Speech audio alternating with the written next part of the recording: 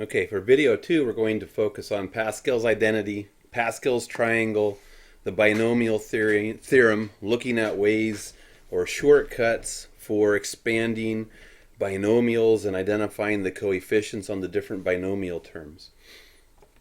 So we're going to start off with Pascal's identity, and the claim is that for n and k positive integers with n greater than or equal to k, so your set has to be greater than or equal to the number of items you're going to extract from the set. So the claim here is that if we are doing choosies, combinations, where we have a set that contains n plus 1 items, and we want to choose k of those items, that we can generate the same result by starting with a set that contains n items, and then choosing k items from that set, plus choosing k minus 1 items from that set.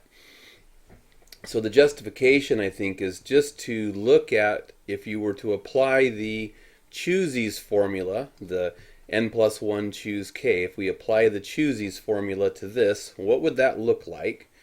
So we were doing choosies, n plus 1 choose k from a set of n plus 1 items. What would we get?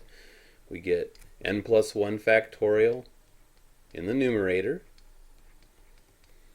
and then we divide by the k factorial to get rid of the overcount caused by calculating a permutation.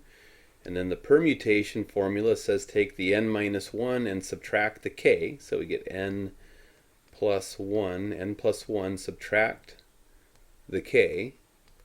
And we're going to take that factorial. So we do permutations and divide out the overcount. Or this could also be written as n minus k plus 1, depending on how you want to look at or think about it, right? This addition's commutative, so we could write it like this as well.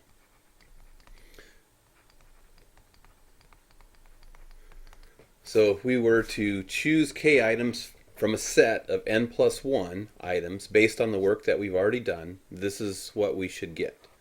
And the claim is that we can construct this by starting with a set of n items and selecting k items and then selecting k minus 1 items separately and adding the two results together.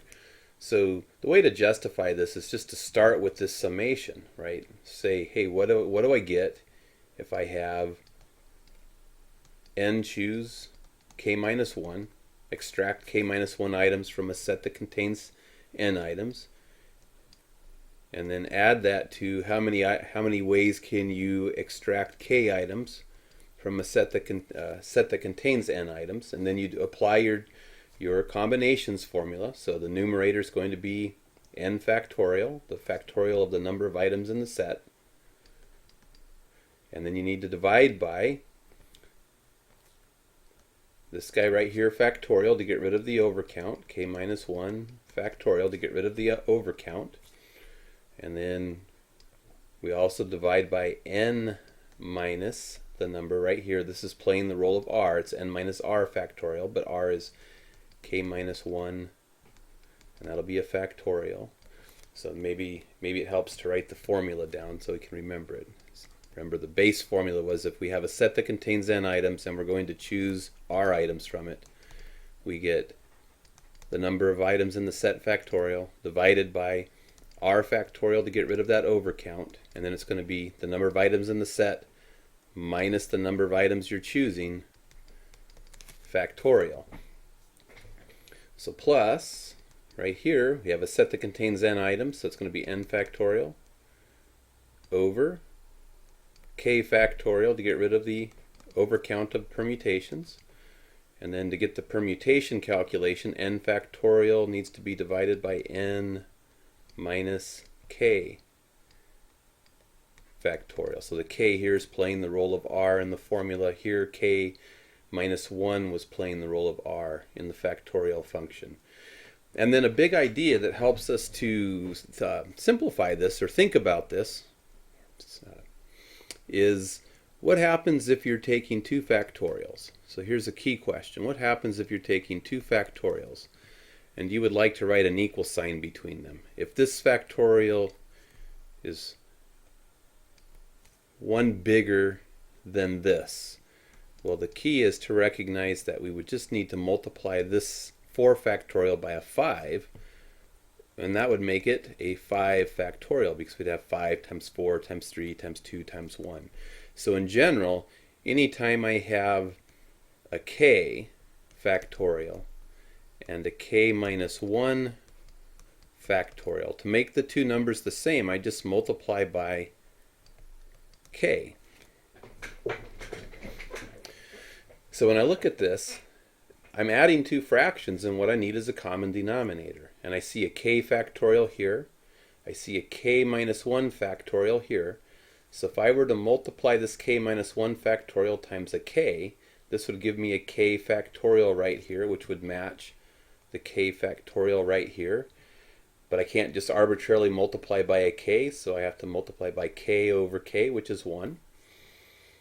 So now this term is identical to this term. I still don't have a common denominator yet because I have this piece here and this piece here, which aren't the same. But if I look at these off to the side, this is an n minus k plus 1 if I distribute the minus sign into the parentheses. It's an n minus k plus 1 factorial. And right here I have an n minus k factorial. And what I see is that this number here is 1 bigger than this number here. So just like this number was 1 bigger than this number, so I needed to multiply the 4 factorial times the 5, times that number that was being factorialed, so to speak. So if I just multiply n minus k factorial times n minus k plus 1, which is in the role of the 5 up here, this number's 1 smaller, this is a 5, multiply 4 times the 5, this number's 1 smaller, multiply this number times the n minus k plus 1, the number that's 1 bigger, then this would become an n minus k plus 1 factorial. So I'm going to multiply this times n minus k plus 1, and I need to multiply the numerator by the same thing. So this divided by this equals 1. Now I can simplify a little bit. Here's my plus, so now I have a common denominator. My common denominator is k factorial. K times k minus 1 factorial is k factorial. Times, and then my other number is this guy right here, the n minus k plus 1 factorial. And things are starting to look good because my denominator here is matching my denominator here. And then I need to do a little bit of simplifying here in the numerator. I notice that I have a k times n factorial. I have a k times n factorial plus n factorial times n minus k plus 1. And what we can do to help simplify this is notice that we have a common factor showing up in each of the two terms in the numerator. We'll go ahead and factor that bad boy out.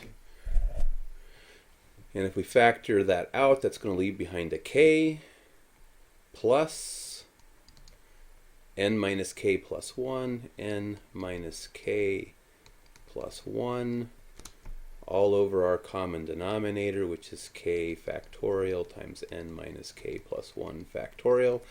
And we see here, I'm going to get a k minus k is 0. And now I have an n plus 1 times n factorial, which is just going to be n plus 1 factorial, right? If we have a number and multiply it by something 1 bigger, then we get the 1 bigger factorial.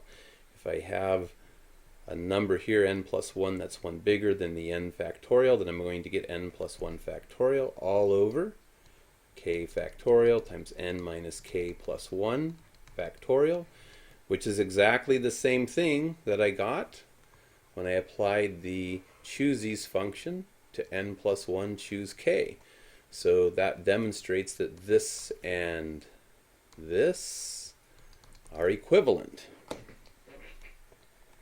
And we're going to use this here in a little bit.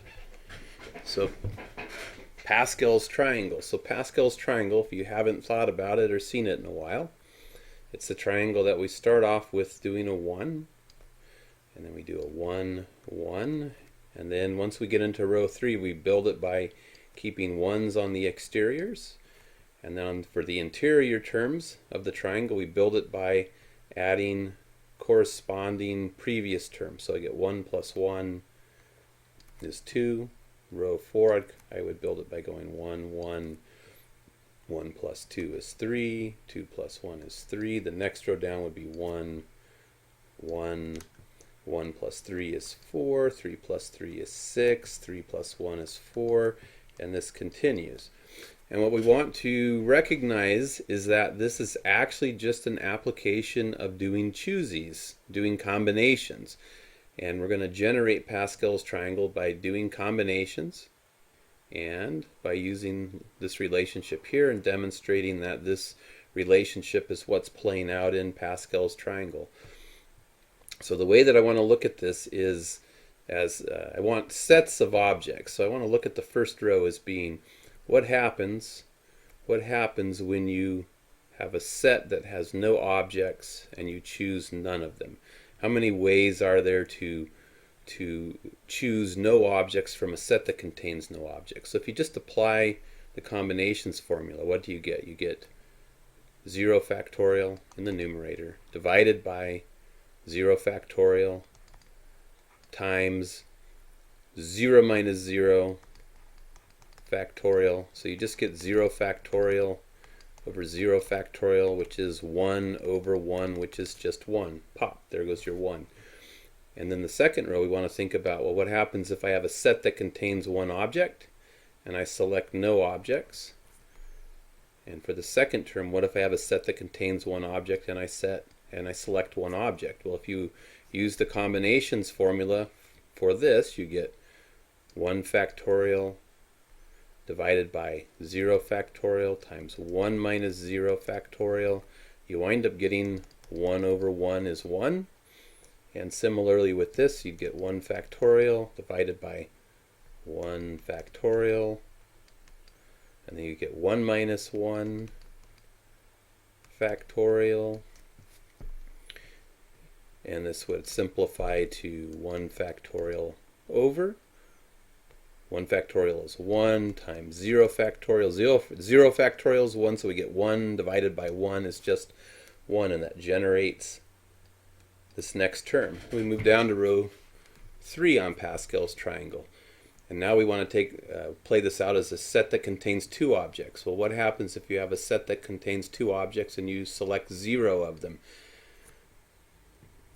And then over here on the far outside piece, it'll be what if I have a set that contains 2 objects and I select 2 of them? And I want to think about here, what if I have a set that contains 2 objects and I select 1 of them? And we kind of want to start to recognize that how many ways are there to select 0 objects from a set that contains 2? Well, there's going to only be one way to do that. We could work out the combinations formula, but we really don't need to.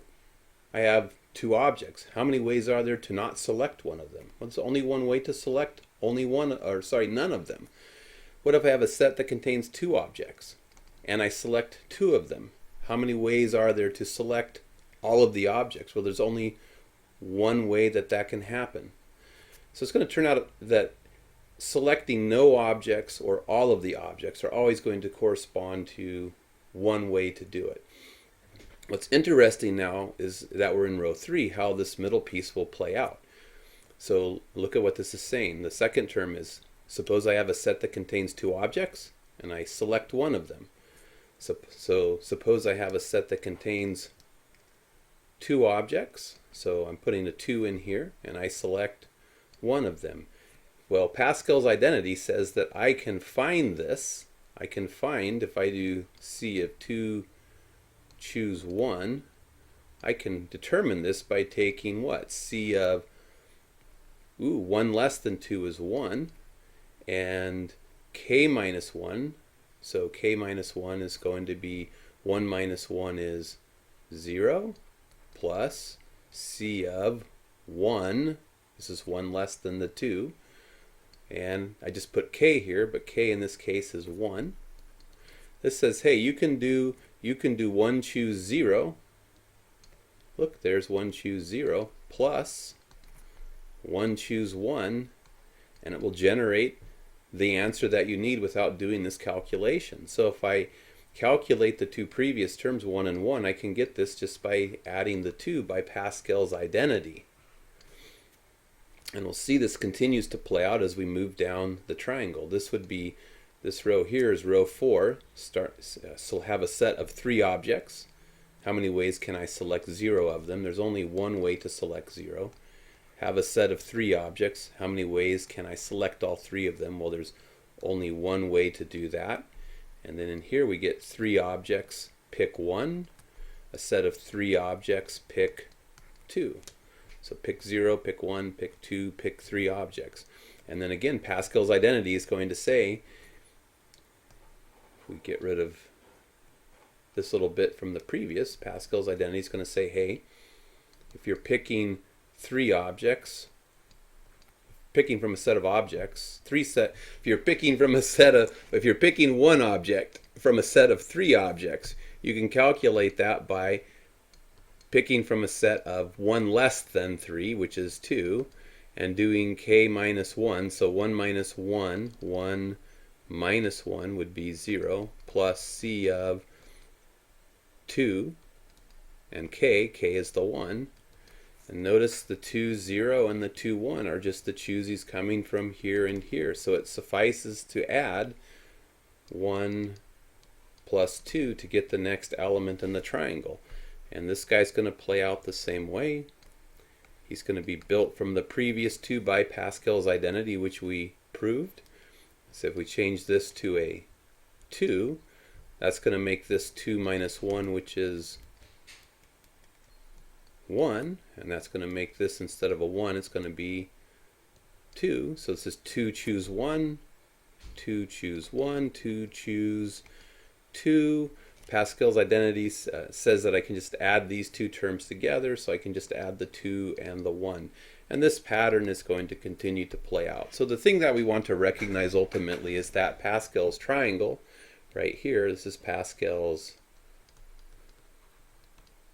triangle, is built from considering each row as a set of objects, starting with 0 objects, 1 objects, 2 objects, 3 objects, 4 objects, etc., and applying Pascal's identity once we get into row 3, which corresponds to having a set of 2 objects.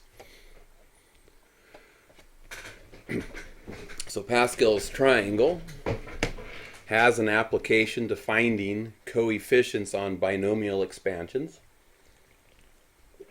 So we want to think about walking through this. We have x plus a to the 0, to the first, to the second, to the third. Well, if we raise x plus a to the 0, we expect to get just a 1. And I want to recognize I can think about this as having a set of no objects and choosing 0 of them.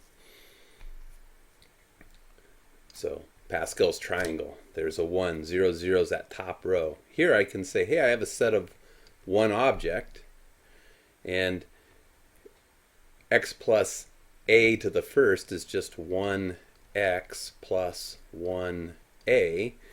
This is the same as saying I'm going to have 1 and choose 0, have 1 and choose 1 coming from row 2 of Pascal's triangle.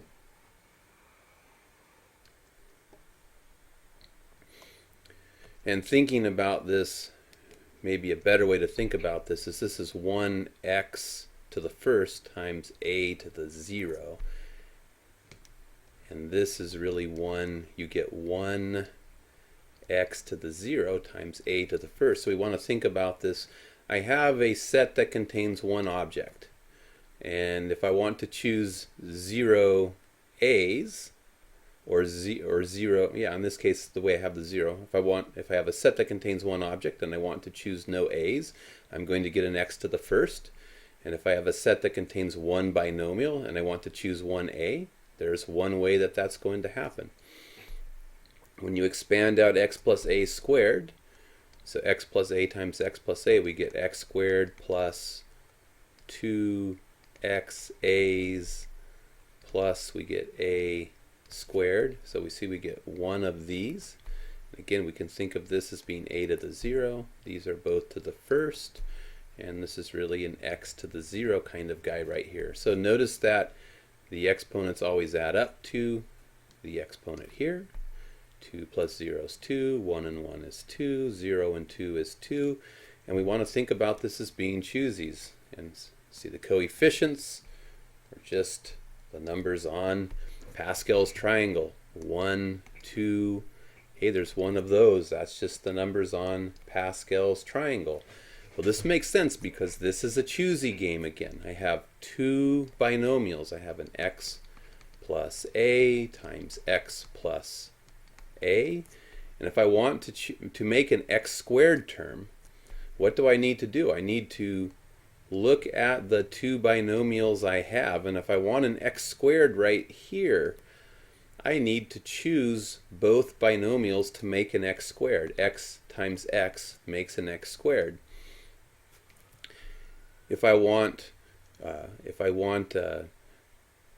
x to the first term, I've got two binomials, but I only get to choose one of them to make an x to the first term. In other words, if I take this x, I can't multiply it by this x, I'll get an x squared. So if I choose this binomial, I must multiply it by the a in the other term. Or if I choose this x, I must multiply it by the a in the other term. So to have two binomials, to make an x to the first or a to the first term, I need to do choose one. And this one has an x to the 0 term a squared. So if I want to do if I want no x's, I have two binomials, I have to choose 0 of the binomials to make an x. In other words, I have to take both binomials and go a times a is a squared. Same with the cubing. So if we multiplied this out, we have x plus a times x plus a times x plus a. And we know these two guys here would give us an x squared plus 2ax plus a squared, and then we would need to multiply that by the x plus a guy, so we'd get x times x is an x cubey, and x times 2ax is a plus 2ax squared, and x times a squared is a plus ax squared, plus a times x squared is plus another a, oops, don't want to get too close over there, plus a times x squared is another ax squared, plus a times 2ax is 2a squared x, plus a times a squared is a cubed. So if we combine like terms, this winds up being 1 x cubey. And then there are how many x squareds? 2ax squared plus an ax squared. Got a mistake here, don't I? X times x is x cubey. Then it should have been x times 2ax squared, and it should have been x times a squared. So this guy should be an x times a squared guy. And then the a x squared right here. So how many x squareds times a do I have? I have ax squared plus 2ax squared is plus 3. Those are x squareds, a to the first. This is really x cubed, a to the 0. Plus, now I need how many a squareds do I have? Here's an a squared plus 2 more a squareds here, so I get 3 x a squared plus, and there's only one cubic term on for the a, so we get plus 1, and he's really x to the 0 a cubed. And again, this is going to wind up being the 1 plus 2 is 3, 2 plus 1 is 3, and 1 from Pascal's triangle. And it's really happening because to make an x cube, what do you have to do? Or let's do it from the a's perspective. It doesn't matter if I do it from the x's perspective or the a's. If I want no a's, then I have 3 binomials. And if I want no a's, I take 3 binomials, and I have to pick all of them to be x's. and 0, which means I'm picking 0 of them to be a's. So this 1 is coming from 3, choose 0. If I want only one a term, it's either going to be a times these two x's, or it's going to be this a times these two x's, or this a times these two x's makes a single a. So you're picking 3 binomials, but you're only picking one of them to go with the a. This 3 right here comes from 3 binomials, 1, 2, 3, and only picking 2 of them to go with the a. And finally, I could say, hey, I want a cubed, which means I have 3 binomials, pick all 3 of them to be a's. You can get these coefficients, 1, 3, 3, 1, using combinations, either taking it from the perspective of a or the perspective of x. It doesn't matter. So how do we apply this? Well, there's a pat formula that we can use. There's some modifications that we can make to this formula, but it is driven by the fact that you're choosing. You have, if you have x plus y to the nth power, you have a set that contains n binomials, and from 0 to n you either choose 0 of the binomials, 1 of the binomials, 2 of the binomials, dot dot dot, all n of the binomials.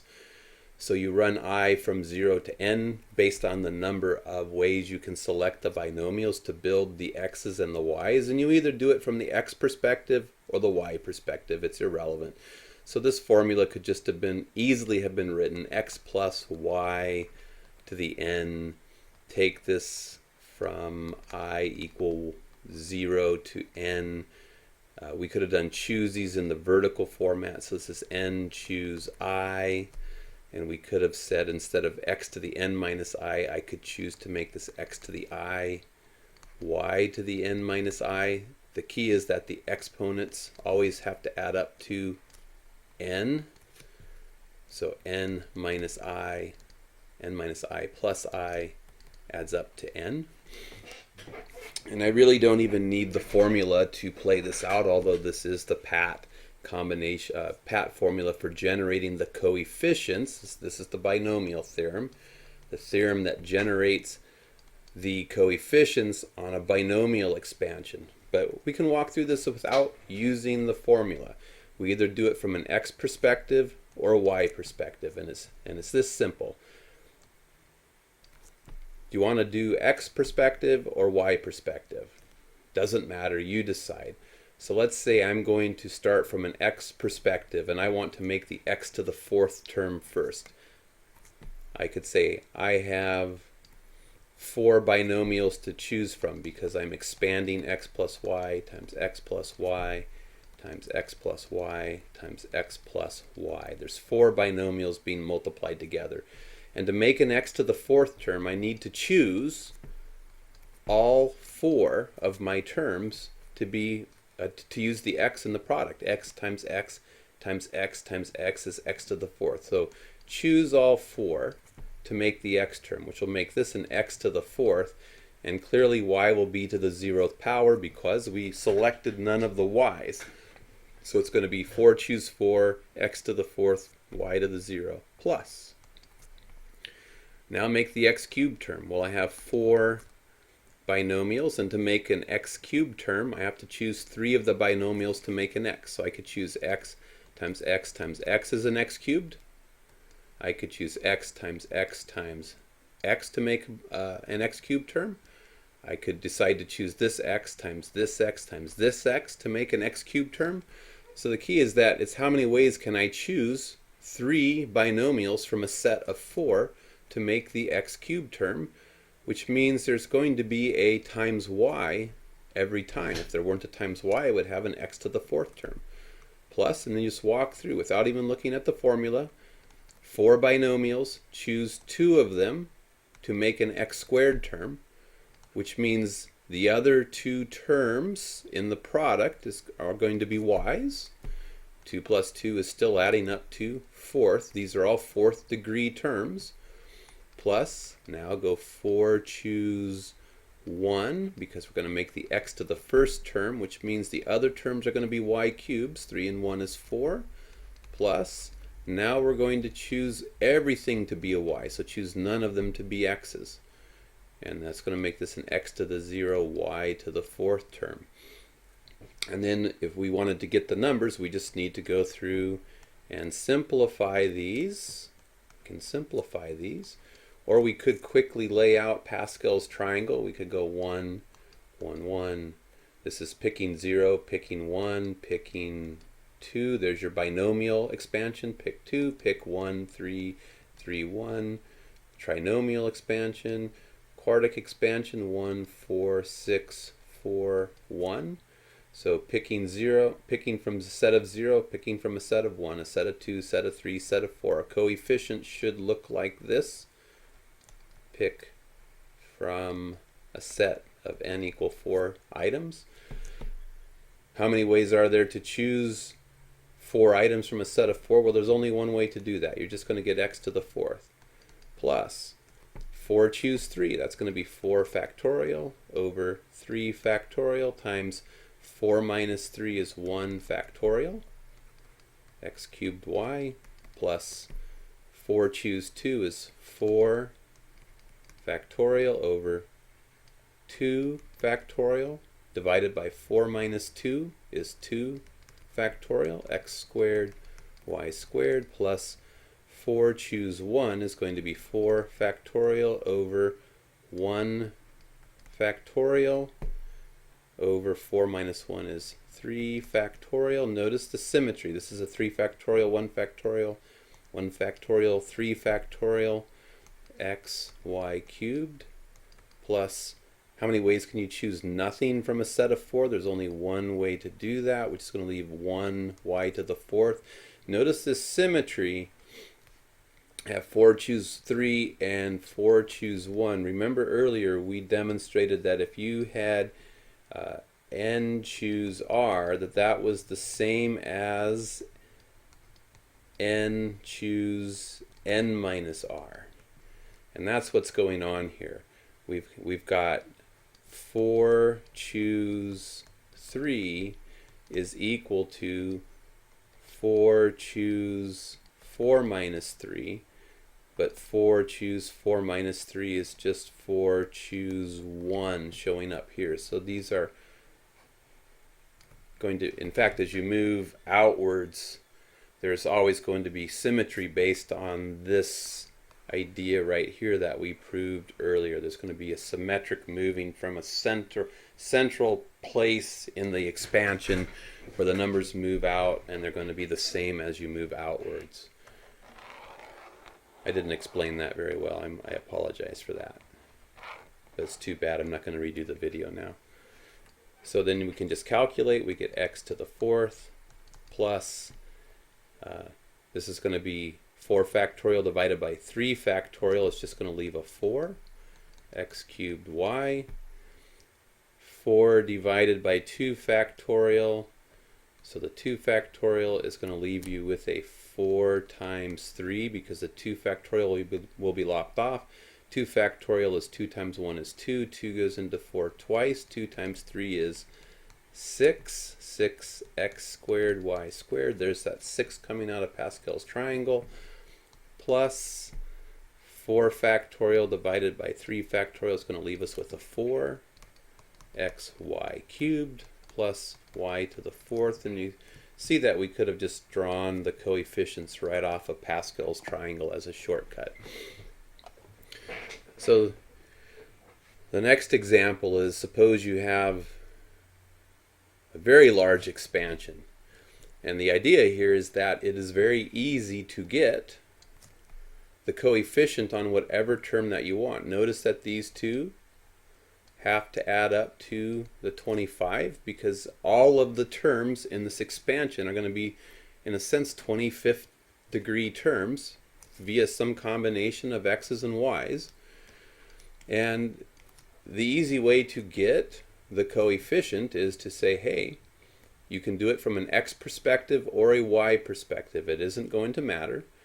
So I can say, hey, I have 25 binomials in my expansion.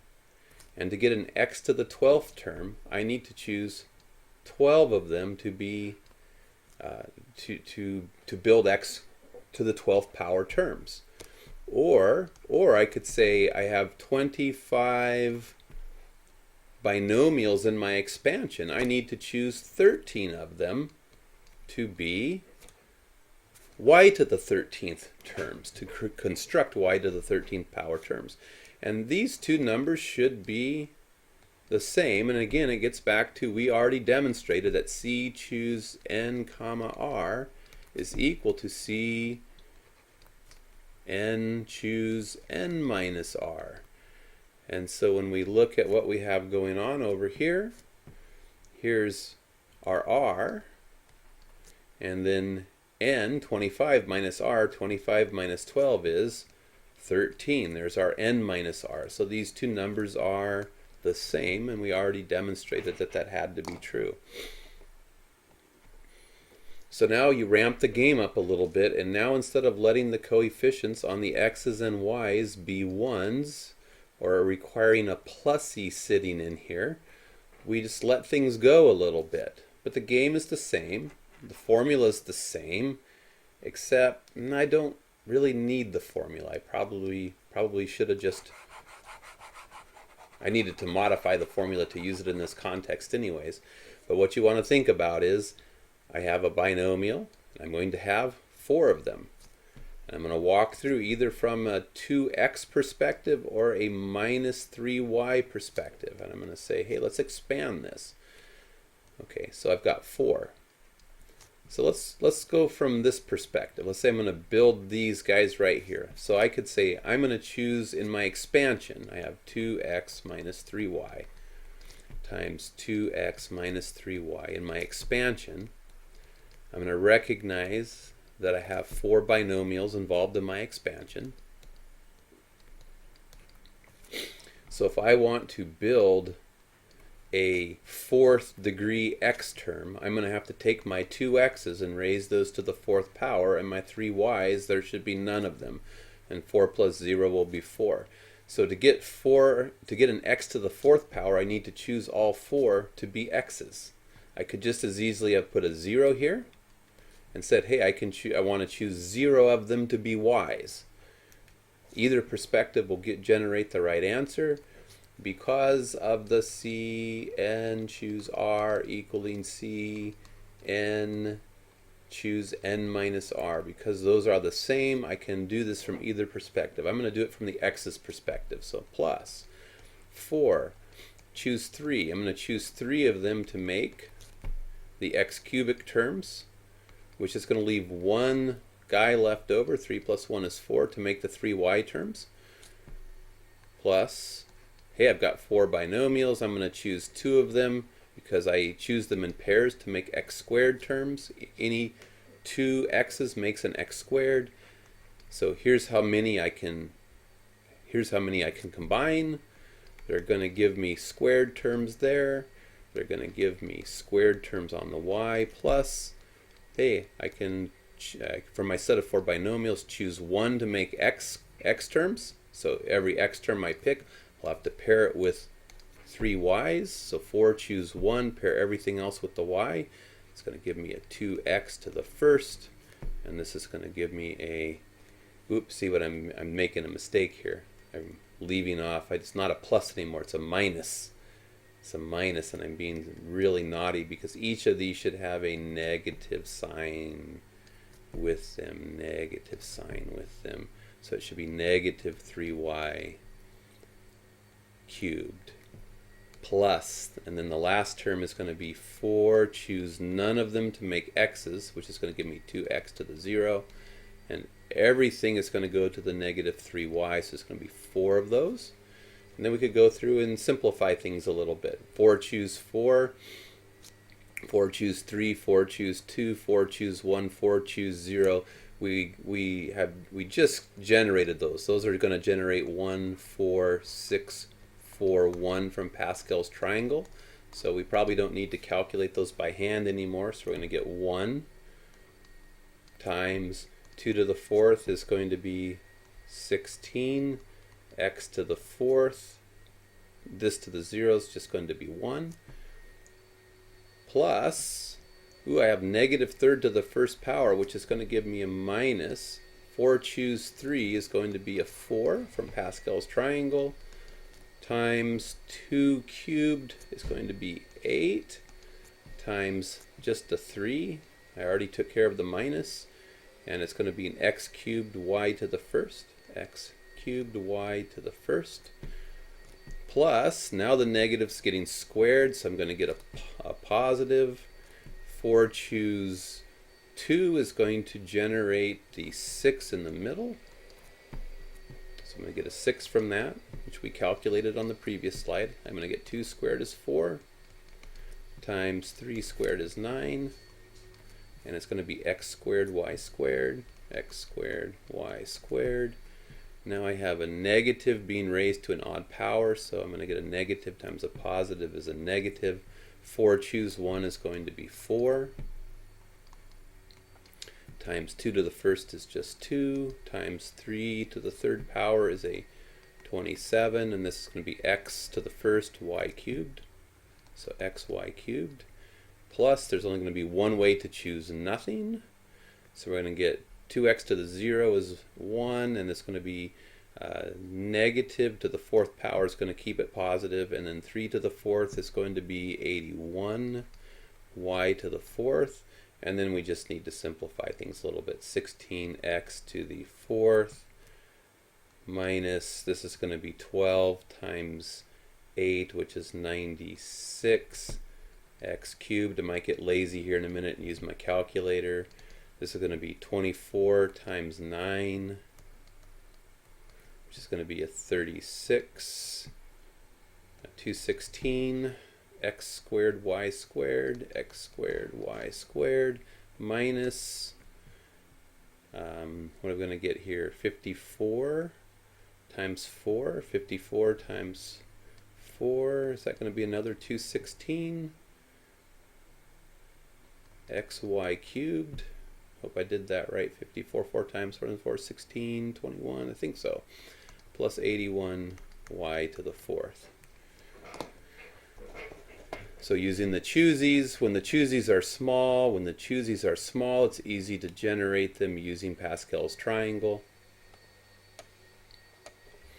So final example in this video, what is the coefficient on the x to the x to the 12th, y to the 13th term, if this is our expansion? Well, there's going to be 25 binomials in our expansion. We're going to choose